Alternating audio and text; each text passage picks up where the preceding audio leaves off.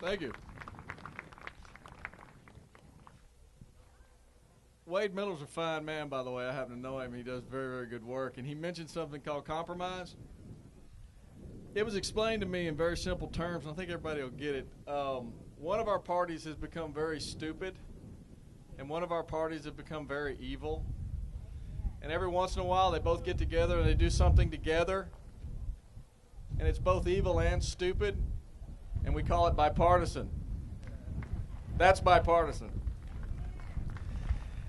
My name is Dwayne Stovall. I was a candidate for U.S. Senate here in Texas. I was compelled to run for it because it just seems like nobody understands the proper role of a U.S. Senator. And it doesn't matter whether you're in a Tea Party group or a Liberty group or a GOP club or whoever it is you're in front of, people just have lost their understanding of our constitutional position, what our positions are supposed to do, what our Constitution meant, what it created. And I'm not a scholar or a formally educated person in the Constitution. I'm just a native Texan who happened to have taken up the Constitution in personal study about 7 years ago. I wanted to know what it created. What were we gifted with? What I found out after about 15 minutes with this was that what the framers created and we were gifted with isn't anything close to what we live under today. You can clap. It's sad, but the fact is that republic based in federalism, in which federalism is the principle that the states have all the expansive powers and the federal government was supposed to have those limited, few enumerated powers. Remember that?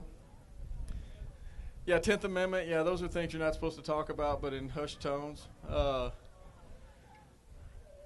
That framework, that Constitution that we were gifted, no longer exists.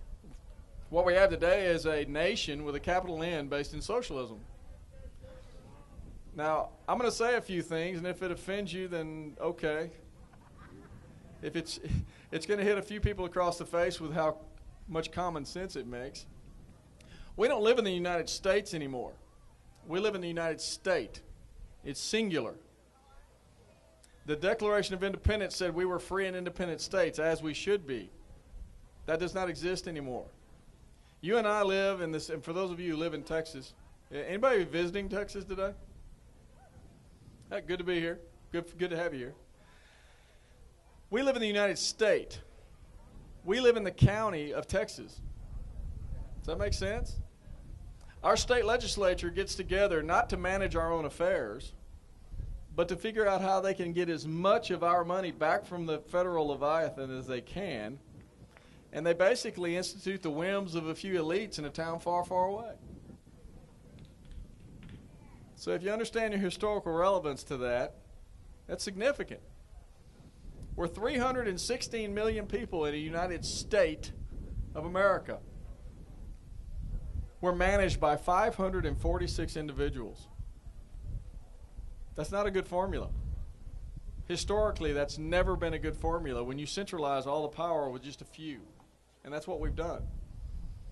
In more real terms, we're actually managed by 5 of 9 unelected individuals. So, yeah, that's a little scary when you start thinking about how that works out throughout history. The free and independent states has been destroyed, and we've got to recover that. Now, for me, this is my own study. We have 2 battles going on. One is economic. That economic correction that we all talk about is going to happen. You cannot stop that.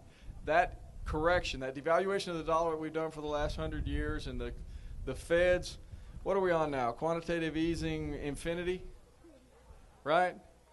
How many people retired 10 years ago who thought they had enough money to last the rest of their lives, and it's depreciated by 30 or 40% just in the last 10 years?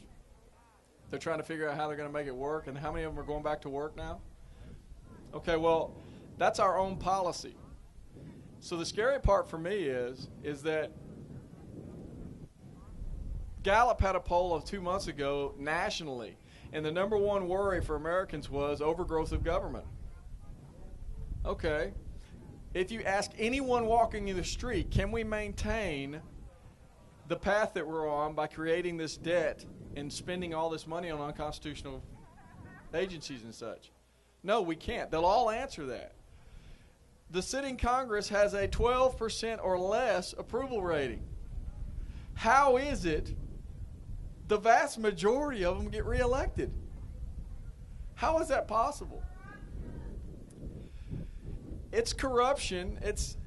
There's a lot of sheeple involvement here. There's a lot of people going by what they get mailed to them in their mailbox and their email. And, I ran against a senator who spends $10 million on, I'm conservative, just like you. Just like Texas. And fighting Obama every day. Hey, by the way, when it comes to Obamacare, how about just don't comply? Those are good words, by the way. Just don't comply. I'm never going to participate. I'm never going to get on the website, and I'm never going to go there. And if they come, hey, it's like my guns. I had somebody running for state office the other day say, we're not going to let them come get your guns. And I went, hey, I kind of got that covered. Right? You get that. I kind of got that covered, Matter of fact, I don't know anybody in my county that doesn't have that covered. So I'm here today because of people like you. For the last year, I've spoken to about 15,000 people face-to-face. I feel like as a native Texan who's just a dad, I've got 3 children, I'm in Liberty County. Great name for a county, by the way. I sit on the school board, I'm a small business owner. There was absolutely nothing above average about me. I'm just a native Texan. But this native Texan went out and told the truth, spoke fidelity to the Constitution, spoke federalism, and took double digits in a statewide race against a man who's been in office for over 20 years. I was pretty proud of that. Over 140,000 of my fellow Texans came to the poll and represented me. That's impressive. I'm blown away by that. I had the largest campaign in the state. For those who don't know who I am, we had over 1,000 volunteers on my behalf. I was floored, humbled by the whole thing. And when you show up in a town you've never been to in Texas, and I got to tell you, I've been building bridges all over the state of Texas for 10 years. There's not a whole lot of towns I haven't been through. But when you show up in a little town and there's a half a dozen people that are waiting to help you that you've never met before, man, that will humble you just like that. But it was a really neat educational experience for me. I got to see people who are true patriots like here today. The problem is the grassroots, we don't have the power that we want. For some reason, and you can look at Senator Cornyn, he turned a blind eye to the grassroots, period. And you know why? Because statistically, he does not need us. Statistically, 60% of those that voted in the primary voted for more government and more debt. They voted for more slavery. What do you do about that? Ultimately, it is educate, and we're going to have to share this with everybody. Now, look, in January, I started what's called the Keep Texas Free initiative. I'm going to be traveling the state, putting on these little seminars, and they're going to be very simple, very simple. I don't like getting off into the weeds and getting all this. I can talk to scholars all day, and they can talk above my head. I understand federalism like it's the back of my hand. I want to convey the understanding of what that relationship is supposed to be between the state of Texas and the federal government. I want to convey the understanding of what federalism actually means, that the Supreme Court is not the final arbiter of everything all the time, every day. That we as Texans, there's 26 million of us, folks. We have way more than enough smarts and enough resources in the state of Texas for us to manage our own affairs outside those limited, enumerated, delegated powers given to the federal. Anything outside those enumerated powers, they need to pound sand and stay on the other side of the Red River. I am not a secessionist.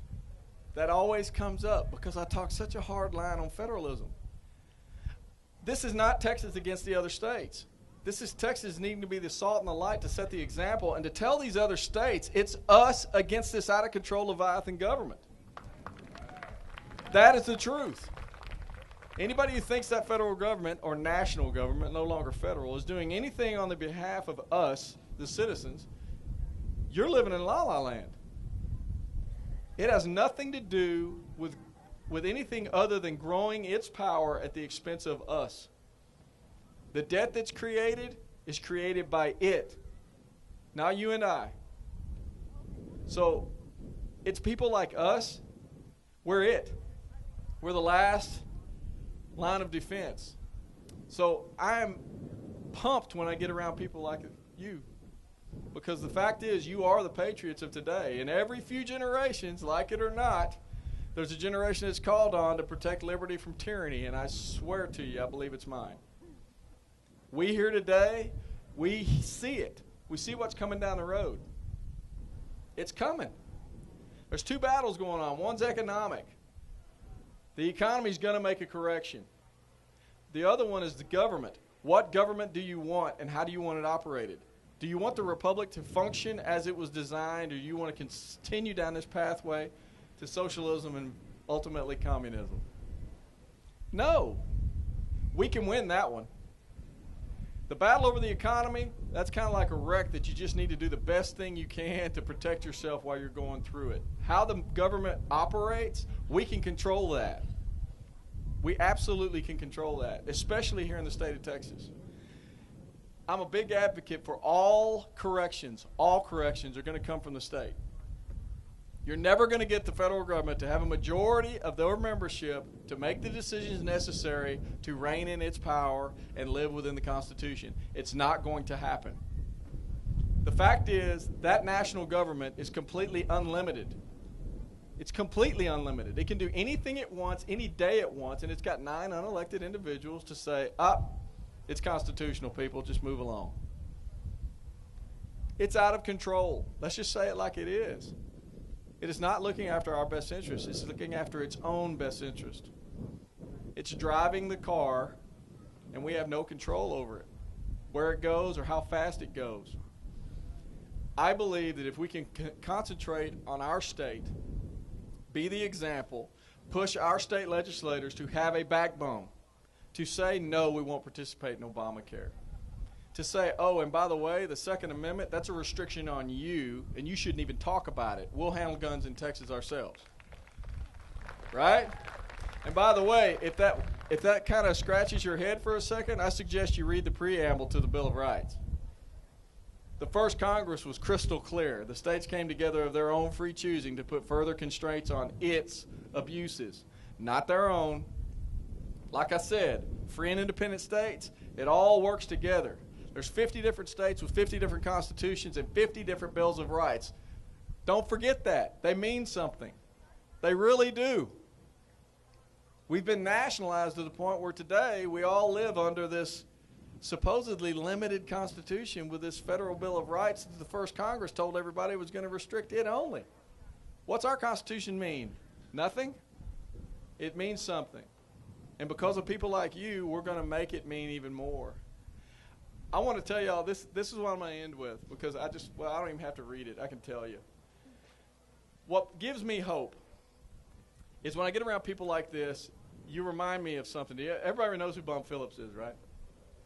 How many of y'all read his What It Means to Be a Texan? Y'all know what I'm talking about? Bum Phillips was asked one time, what does it mean to be a Texan? And it took him to heart, and he wrote a piece about it. He literally sat down and wrote it, and it was published. And he made reference, and I totally agree with him here. He made reference when William Barrett Travis in 1836 penned his letter where he said it was going to be, he would only accept victory. It was victory or death, right? He believed that William Barrett Travis, what he was really saying was that he and his men were forged of a hotter steel. I think they were, and I think we are.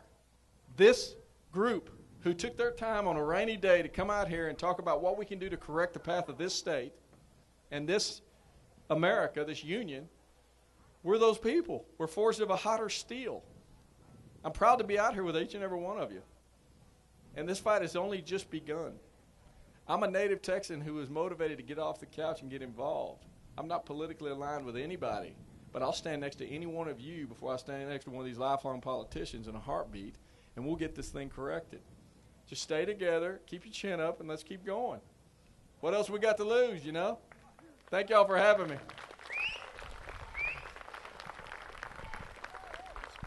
Oh, by the way, if anybody's interested in having one of those keep Texas free seminars anywhere you're at in the state. I don't care where you're at, and they're free. Go to contact@Texans4Stovall.